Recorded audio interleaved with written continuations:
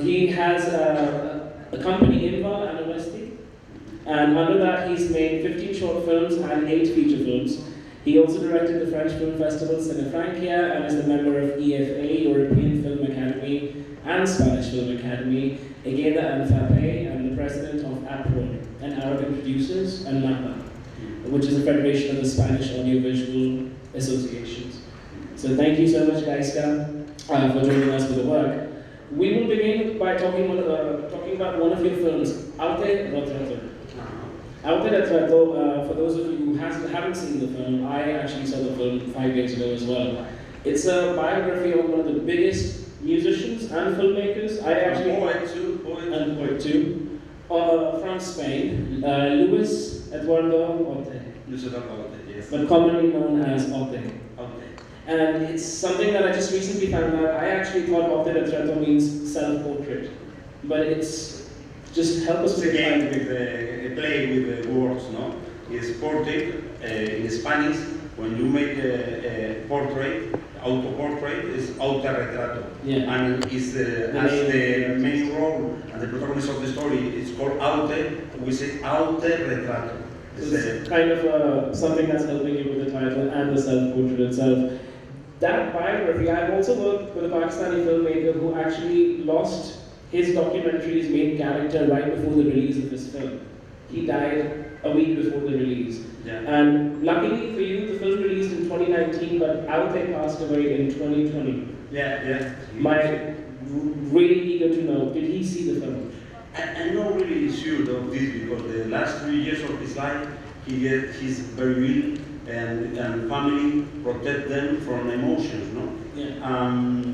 They told me that they wanted he to see his autorretrato because it could be very hard for him. And it's a pity because, for example, one of the more great experience in my life is to see the one documentary I made about Bunuel with him sitting the last script in his house because he made the scene, one song for this movie, and he's love Bunuel. And when I take the DVD, I say, well, it's for you. They watch what you wanted. Can I watch now with you at 11 of the night? And it was a very amazing experience, and I would like to see his autorretrato with him. But it's unfortunate. Yeah, it's unfortunate, but beautiful film because we do touch a lot of his aesthetics of filmmaking and his music in the film. And my question comes in, you have played around with documentaries, short films, feature films. Now, me as a filmmaker or other people in the audience who are working as filmmakers or telling stories of fiction, you have kept jumping from documentaries, real life stories. For example, the film A God Who No Longer Protects, a film about a young boy suffering from angel syndrome and his father traveling through finding the reason of his disability. Now that's something that you're working with real life suffering, and then we're working back to fiction or something like Holy Calamity. How do you work out on suspension of disbelief? How do you not bring fiction into the documentary again, is my question. Well, for me, at the end, everything is cinema, no? When you are making, shooting a documentary, I think sometimes you can use elements from fiction, no? To be honest, but playing with the structure of fiction, of cinema as fiction. And short movies, I like a lot of short movies because you can tell more histories that to make one long movie that you need a lot of money, a lot of time to only tell one story. In the same time, I can shoot 3 or 4 short movies. So for me, it's very interesting to make shorts. I usually used to produce and get short movies. For me, it's all cinema. Nowadays, more cinema because you make fiction, long feature film of fiction, and it's documentary less. No. For me, it's as good, a different experience, but it's the same narrative techniques. So never a work of fiction ever camouflaged your inspiration for documentaries? You never wanted to dramatize some of your documentaries? Well, sometimes, not as a director, but a producer, I did that.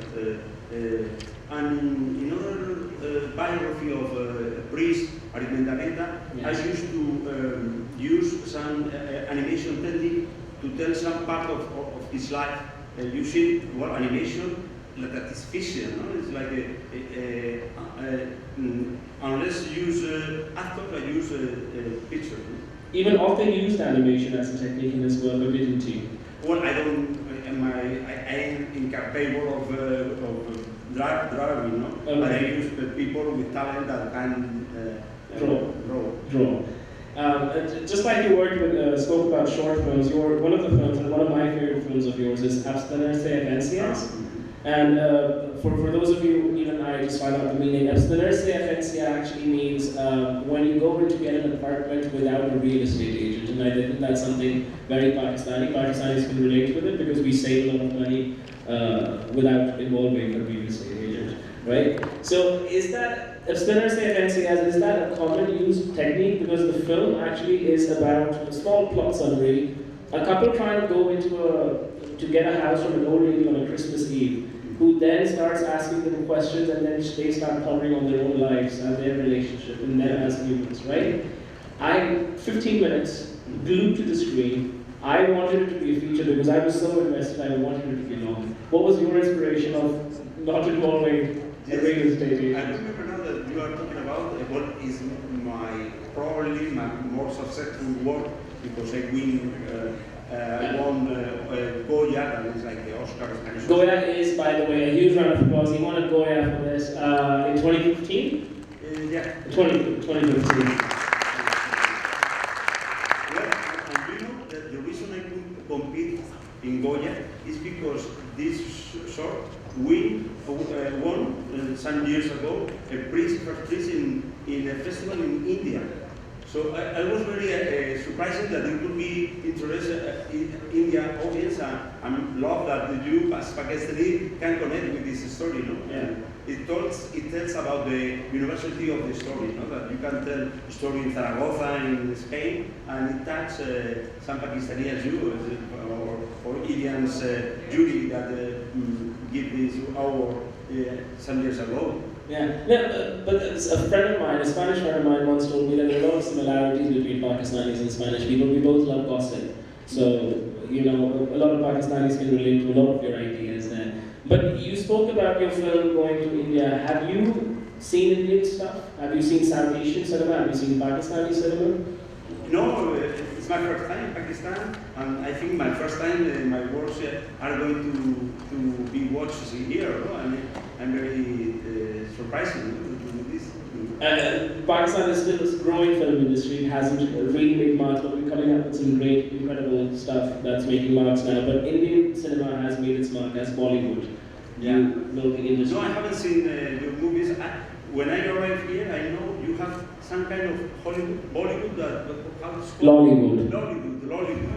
And I think Lahore is the city of this kind of cinema. I have been, during these 3 years, visiting your magnificent gardens. I wanted to see some dancer and I don't know, or something like that, shooting a film, but I can't. I only met with Pakistan, the Lahore citizens that want to make photos with us, no? No, it's the only appropriation to the cinema. Yeah, but yeah, Hollywood, I think, has shifted to another city now because of the studios and everything, to Karachi. But they still haven't started calling it Bollywood. It's still Bollywood. You speak about Holy Calamity and not seeing Bollywood. When I saw your film Holy Calamity, a little plot summary of Holy Calamity would be 2 people wanting to kidnap a construction worker, but they end up kidnapping the bishop. How Bollywood is that? No, I think this is, of course, it's a stupid comedy. A beautiful, hilarious comedy, by the way. Yeah. Very successful in Spain, and I think this story, it could be understood. For example, I shoot this story in Aragon. It's a part of Spain, and it has many jokes from Aragonese, no? And everybody say, no, when you get out this movie out from this region, it's not to work as in here, no? But it was very successful in Aragon. And I watched it in Argentina, And it's amazing because the audience love in the same time as much as Aragonis. Yeah. So I love to, perhaps someday you could see here, and you know, comedy is a true genre. If people love, it works. No? You can say in a drama, you can say, oh, it's a very interesting drama, and very touching, but you can have been sleeping during the projection. In a comedy, you hear audience laughing when you make a joke, and it's very amazing to prove this, no? There's a very spontaneous response to comedy. Very real response. Yeah, very much like theatre, right? So you worked on Holy Calamity, and right before that, a few years before that, you worked with A God Who No Longer Protects, which was a very serious matter about the boy. Yes. Well, you know, this short is adaptation of the same writer than Bendita Calamidad versus Comedy. It's the same writer too. And it's a friend of mine, is Miguel Mena, who is going to appear in Why Do I Write. Was he also the actor of the film? Yeah, the protagonist was the father. Yes. And it's very interesting because I say that sometimes you love to tell a joke and to make love, and sometimes you want to tell about more dramatic aspect of your life, no? And I think this is humanity, no? It's very awful always to be sad, and it's also awful to be very happy always, no? I think humans will have this ability or possibility of change of sense of humor, no? And well, it's true that this short is very touched because it tells the real relation that has Miguel Mena, the writer, with his son, that he has a disability, and it's the first time I get in touch with this reality. No? I have not near me people with disability, and it's very interesting to learn about the fathers of these child that can look for happiness almost in the best situation for me, no? And I think it's like a lesson for other person, no? That well, you can have one son with disability, but at the end, you are going to look for happiness in the little things. Little things in life. When you work with actors, young actors who may be differently abled or special, as we say, the son of Miguel for that matter, and then you work with fictional characters, your entire stock of characterization and decharacterization and how you develop a young child for acting who may not be an actor, and then working with professional actors, what's that approach like? Yes, I was very afraid of working with young actors because, you know, they get tired and they go to play, not to play not the role, but play with and it was with, but at the end, there are some stories I direct young people, and for example, I told a comedy about the situation of COVID with my son, and I did it to my son, and it was very interesting. Well, I don't know, I think you have to have empathy with young actors and give them time, no, to make their work. And if you give them space and you have patience, I think they can give you a lot of things. Yeah. In 2008, you worked on the last script, which was inspired by the lives and the works of Louis Bunuel. And Louis Bunuel is somebody that a lot of Pakistani, if there are any film students here who have gone to film school, would know that under the global cinema perspective, which is a 4-year course that people study in film schools here, we actually were taught the works of Louis Bunuel as well. So this is somebody who was introduced, because he didn't just work with Spanish language, he worked with French language as well. Well, yes, because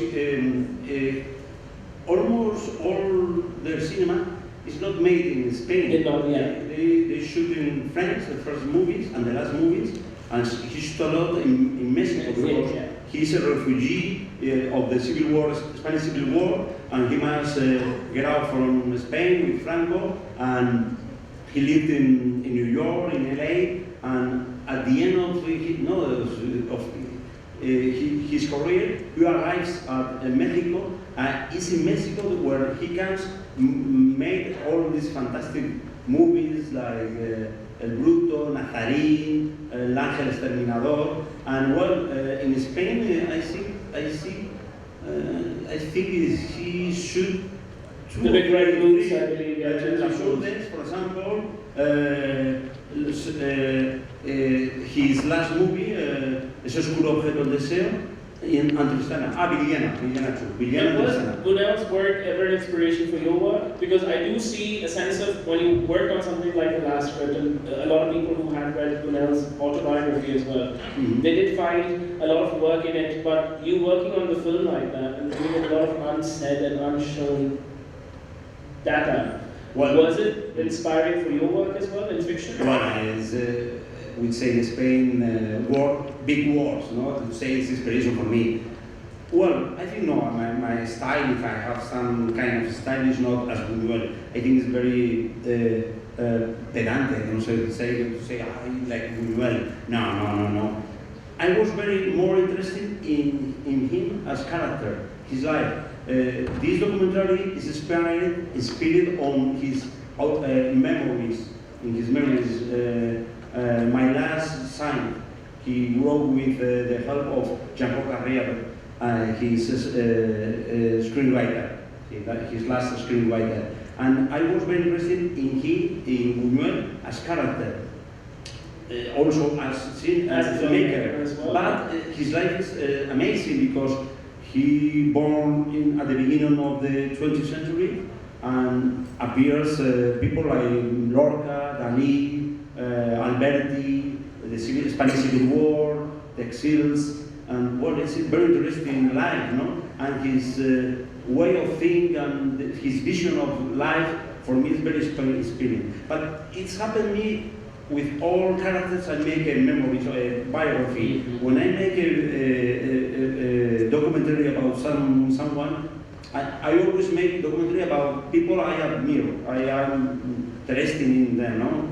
And at the end, I always, it takes many months to forget them. And sometimes I think, I think as they think, no? Yeah. I don't know how to explain. Now I am with other songwriters, LAHORE, and what I can. You're working on a new project. Yeah. When I finish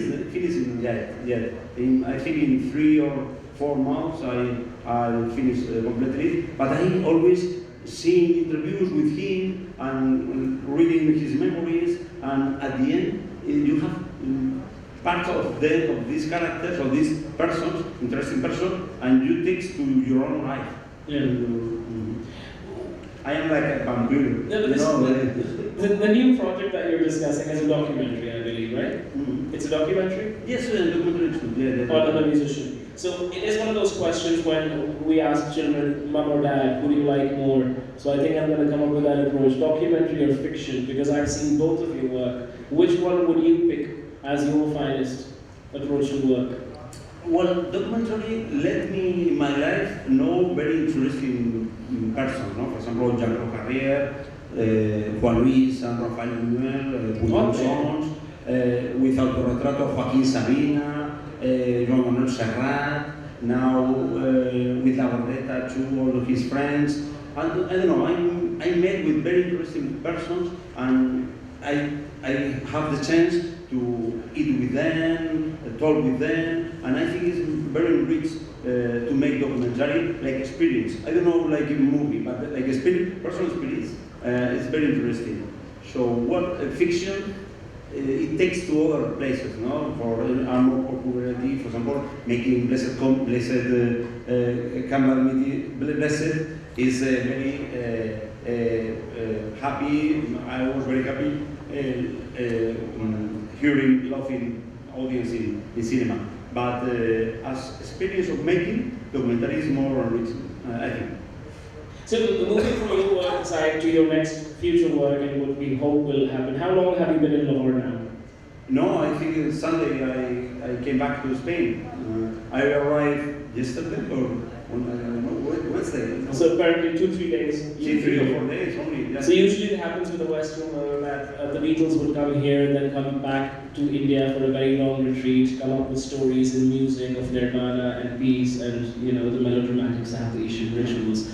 Has Lahore given you some amount of inspiration to tell a story? I hope. I love during these 2 years that we have been we can't travel. Yeah. I think that we have lost something, no? And I love to travel because you move your brain and you smell. For example, it's very amazing go by with the cocoa by the streets, and I think this moves your brain and it can happen ideas from this. I hope, perhaps not here, but when I will arrive at Spain, something comes, no? I hope. They always say that filmmakers, writers, stage directors, they're always carrying a narrative in their head. Whatever country they go to, whatever city they go to, they're always looking at visuals or places where they could possibly shoot and this would look visually very enchanting and is frame. Mm. They say, when you sit on this is something that I have witnessed personally, if you sit on a desk with friends and you ask them that if you had to give one word to every city, Istanbul, I would say spirituality, some would give food to Rome. What would be that one word that you would give to Lahore for the positive experiences that you've had? I don't know. Astonishing. It's very different from our experience in Spain, no? When you go to New York, you say that you are like in a movie. Mm. For me, to be in Lahore is like to be in another kind of movie, and it's very interesting. The reality that you see in the TV, but when you are living it, it's very astonishing. No? I don't know, but I have to think about this. Perhaps this night, I could find. Yeah. Let me one day more. Tomorrow. Yeah. I'll ask you this again before we drop you at the airport. But for our last interesting question, I would like to ask something about your work again. Holy Calvary, so much work. There's no sense of one treatment or one style that carries on with you. In South Asia, or correct me if I'm wrong, this is my understanding of South Asian filmmakers, but there are filmmakers like Danny Boyle or Sean Penn, actors turned directors, who would make cinema with no sense of style. Every work would be different. There are filmmakers who are dedicated to tell romance. There are filmmakers who would be dedicated to tell the story of a war. Every work that you've done has no connection of any genre or theme or logic with the previous work. Mm-hmm. Why? I fail to understand why is there no sense of humanity. Mm-hmm. Yes, I say like it's like food, no? I like so much to eat that almost bad food I like it. So I love cinema. When I was a child, I dreamed with being a filmmaker, no? To tell stories, to see the audience in the cinema watching what you try to tell. For me, this experience is very rich, no? Yeah. And I'm not. I don't think I am so important that I have some truth to tell the humanity, no? I want to tell stories, and sometimes I don't bother to tell stories other for example, Miguel Mena has worked before, and I can help to arrive a new audience with cinema. No? At the end, you always try to make all the other story yours, but when I make the adaptation, and that's the reason I think is not bad that I am here in a literary film festival as filmmaker, because I respect a lot of the works that the writers made before. No? That two works we are trying to project today are adaptation. And well, I think that when you adapt a short story written before, you have to think like the writer. No? Absolutely. And that's beautifully put. Like you mentioned earlier, that you are telling stories of little happinesses or little moments of life which create happinesses with a God who no longer protects us about. I think we came to the world to give happiness, no? Absolutely. For others, no? We have the life for the other side to be worried about, no? With the death. When you are watching a movie, you don't have to think that life is going to be end, no? I think, it's the idea of hero, no? The story ends and the character remain live, no? Yeah. And I don't know, I think our mission, if filmmakers have, or writers have some mission, is to give some of happiness to the The audience. world, yeah. That's very nice to hear. And one last question that I would ask, and this is an exercise that I usually do with any artist outside of Pakistan, where I work with Lebanese, Syrians, Egyptians, and Spanish. I give them a word of my language that they hold on to, and I ask them for a word of their language that we will hold on to. Like Elizabeth Gilbert, this incredible Italian author, she gave us a word, dolce far niente. Dolce far niente, which became my favorite word. It means the beauty of not doing anything, the fun of not doing anything. And our Austrian friend right next door gave us another friend a word for that in Austrian. I gave a word called hamisha. So I would like for you to take hamisha, which means always. Always. Yeah? I would like for you to give us a word in Spanish, a favorite word of yours that we will conclude the session on. What is I would say a very strange word, serendipia. Serendipia. Is when you find something without looking for. Serendipia. Serendipia. Does this have any connection to do with serendipity? Serendipity, I think it probably is a Greek root, no? Serendipia. It's a word that Luis Dordaute used in some of his songs, and I like it. It's very strange, but the idea is very funny, no? Find something without looking for. Serendipia and hamisha is what we conclude this. Thank you so much, Gaizka. Thank you for a wonderful session. Imam, are we able to play some of his work? Yes, I don't know which is. Why do I write now? Yeah, it's available? Yeah. We would like to thank Gaizka for attending this literary festival in Lahore, and would like to end the session with one of his works. It's a small short film, and would love if you guys can stay to watch this. Thank you so much, Gaizka. Guys, please give a huge round of applause for being here. Thank you.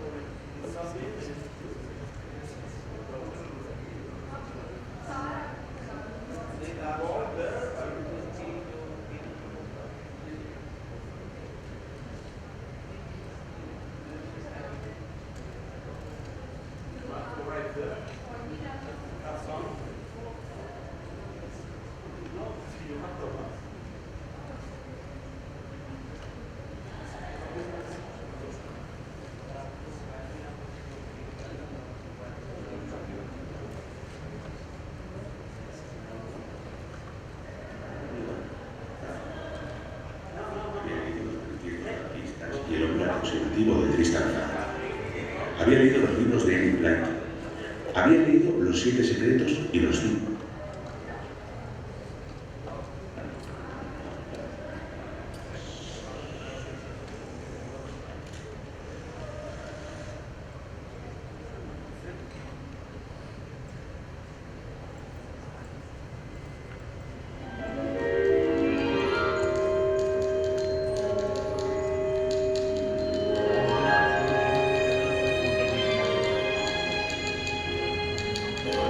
Screen का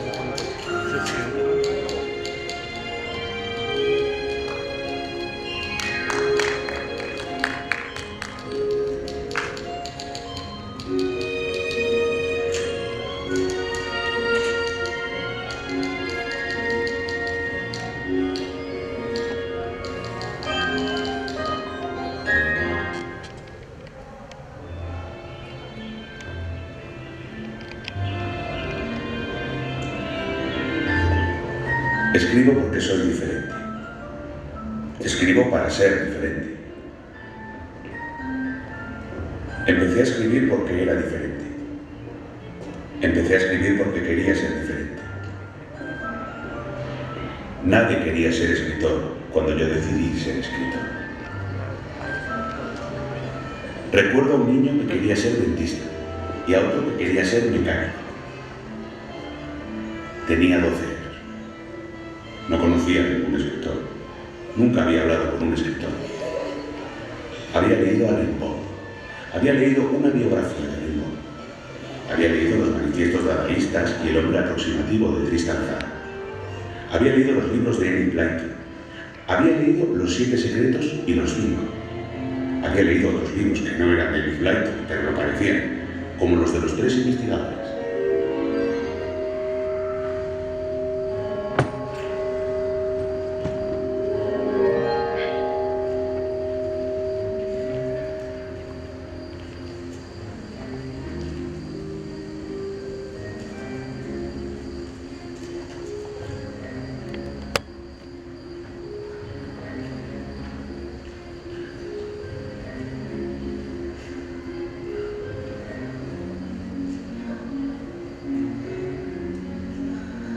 Y antes que supiera leer, mi madre ya me leía cuentos y me contaba historias que yo solo entendía a medias. Historias de su pueblo, Castejón de Tornos, Teruel, junto a la laguna de Gaizka, que para mí estaba tan lejano como Tornos. Historias de extraperlos, historias de los maquis y sus racias, historias del azafrán y la dificultad de conseguirlo.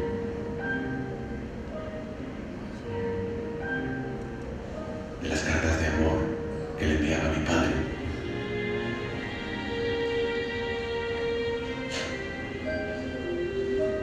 Personajes abandonados en mitad de la nada que trataban de escapar, no se sabe de dónde.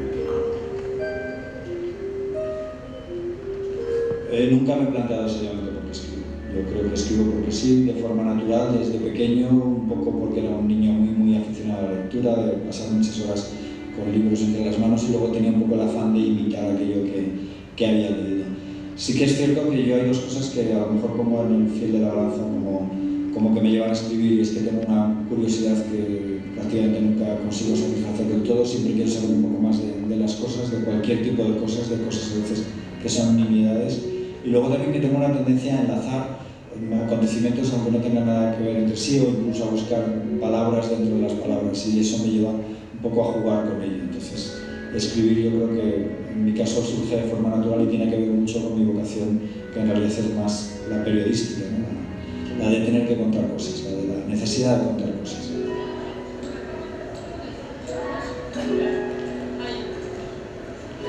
Escribo porque es lo que me gusta hacer y porque creo que es lo que puedo hacer. Escribo porque he leído, porque leyendo he querido pertenecer al mundo al que mi modo de acceder era escribir. Y también porque he conocido a escritores y he vivido con escritores, aunque quizá he conocido a escritores y he vivido escritores porque quería escribir. Escribo para saber, como decía Margaret Durán, qué escritor sería si escribiese. Y escribo porque creo que es mejor escribir que no escribir cuando se puede escribir. Y de algún modo es también rebelarse contra la muerte. La muerte no es solo física, sino vivir muerto. Y la escritura, los escritores, las librerías, creo que es una de las cosas que nos hacen vivir. Quería ser un escritor porque era diferente. Y quería ser un escritor de los diferentes. Digo escritor porque lo que yo quería era ser un poeta diferente. En octavo de Jerez fabriqué mis primeras plaquetes fotocopiadas. Las destruí poco después porque me daba vergüenza escribir tan mal. Ahora puedo decir que en esas plaquetes está lo mejor que he escrito.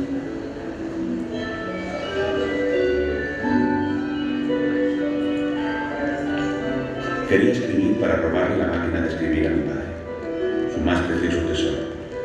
La cuidaba con esmero y no nos dejaba tocar. Su olivete gigante con forma de paella. Mi padre escribía informes sobre sus servicios de policía y sobre el tráfico y sobre las incidencias del trabajo. Tenía unas hojas de calco y guardaba copia de todo lo que escribía. Me dice escritor para robarle esa estupenda máquina de escribir. Me dice escritor para consumar un incesto. Escribo porque es una de las fuentes de satisfacción y de placer más grandes que he conocido en la vida. Para mí la escritura fue desde el principio casi a la vez que la lectura uno de esos motivos de dicha y de felicidad que encontraba en la vida. Es algo que he ido reencontrando, que he mantenido hasta el final. O sea, que llevo toda la vida disfrutando de la escritura al mismo tiempo que disfruto de la lectura. Yo no me imagino una vida en la que yo no pudiera escribir. O sea, no me imagino en qué consistiría, qué haría con mi tiempo, qué haría con mi rato libre. O sea, para mí la escritura forma parte de mi biología, de mi modo que el comer o el dormir. Para mí es al mismo tiempo un placer y una necesidad. Mi padre me puso una condición para poder usar su olivetti: aprender mecanografía perfectamente. Pasé el verano de mis 13 años sacrificando la piscina y aprendiendo a escribir a máquina en una academia, en un carro sofocante.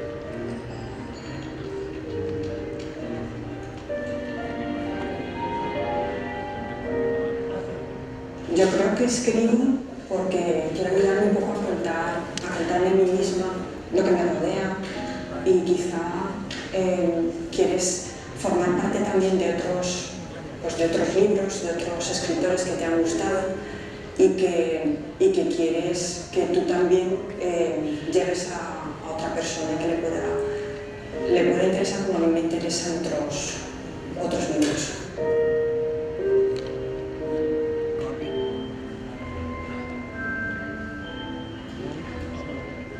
Tenía 14 años y escribía poseído. Escribía todo el tiempo. Nunca he vuelto a escribir así. Y cuando escribo deseo poder volver a escribir así algún hábito. Febril. Enfermo. Escribía poemas. Escribía minúsculas vidas imaginarias. Escribía obras de teatro. Era diferente y quería ser un escritor diferente. Escribía solo. Entonces yo era el único escritor.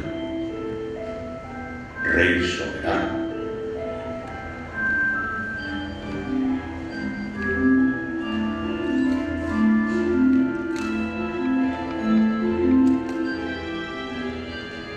Aunque quizá leía más solo que escribía solo. Porque entonces publiqué mis primeros poemas en una revista. Me guardo un ejemplar. Me avergonzaba esa revista, sabía que estaba mal hecha, que era mucha. Y aunque sabía que esa revista estaba mal hecha y era puta, me sentía feliz.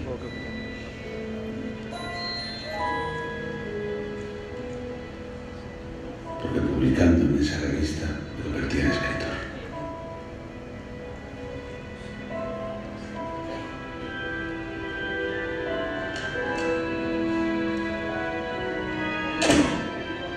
Nadie lo sabía, pero yo había cruzado una línea y ya no podía volver atrás.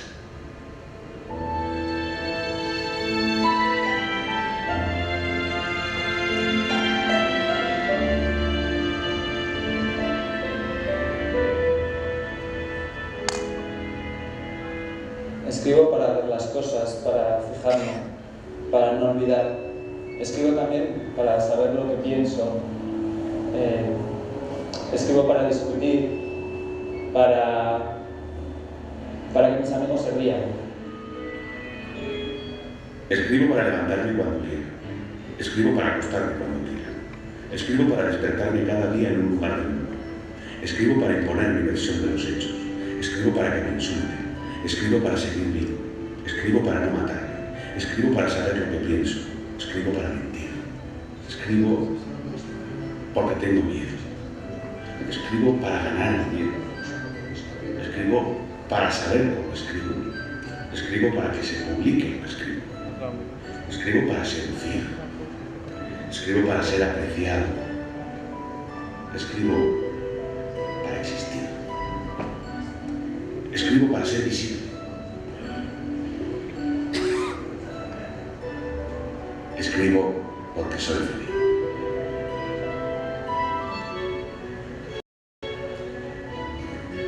Escribo por envidia, escribo por fascinación, escribo para pedir perdón, escribo para no pedir perdón, escribo porque cuando escribo a mi vida, escribo para vivir más tiempo, escribo porque me lo piden, escribo porque no me reconozco en las fotografías, escribo porque quiero dar mi versión de la historia, escribo porque en mi escritura solo mando yo, escribo porque me gusta escribir. Escribo porque no sé conducir, escribo porque soy vanidoso, escribo para perder el sentido, escribo porque busco el sentido, escribo como el cultivador de champiñones con los pies enterrados en mierda y con la certeza de que el producto no es un manjar. Escribo como el pescador del barco congelador, escribo para follar, escribo para respirar, escribo para no tener que escribir, escribo para mirar todo el tiempo, escribo para recordar, para volver a alcanzar ese estado febril y fabril. Escribo por insatisfacción, escribo por venganza, escribo por remordimiento, escribo para confesar mis pecados, escribo para esconder mi vergüenza, escribo para reírme. Escribo, como decía Félix, para vivir, escribo por necesidad, escribo por placer, porque son las cosas que más me gustan en este mundo, son las cosas que más me gustan en mi vida, y porque yo pienso que las palabras son como seres vivos. Entonces, de alguna manera, las palabras me dan una segunda, una tercera, una cuarta vida y me permiten vivir muchas vidas que no vivo en la vida cotidiana, valga la redundancia. Y escribo porque es una de las cosas para mí más gozosas, ¿no? Uno de los estados de felicidad, seguramente el estado ideal de felicidad es el amor, pero después para mí la escritura y por supuesto la amistad. Entonces yo escribo de una manera compulsiva, de una manera desordenada, pero con una pasión absoluta. Escribo porque tengo algunas historias viejas que contar. Las que me llenan la cabeza ahora sucedieron todas antes de que cumpliera 28 años. La de un asesino que mató a su mujer y con el que compartí celda en 1995 en la cárcel de Torrero de Zaragoza. La de una loca, prima de mi padre, a la que visitamos en un manicomio de Valencia en el verano de 1975. La de unos curanderos de Betlén, Paco y Lola, que visitamos cuando a mi abuela Rosario le habían desahuciado. Mi padre me cedió su máquina de escribir, y una vez que se la arrebaté ya no podía cambiar. Tenía que escribir, y tenía que ser escritor.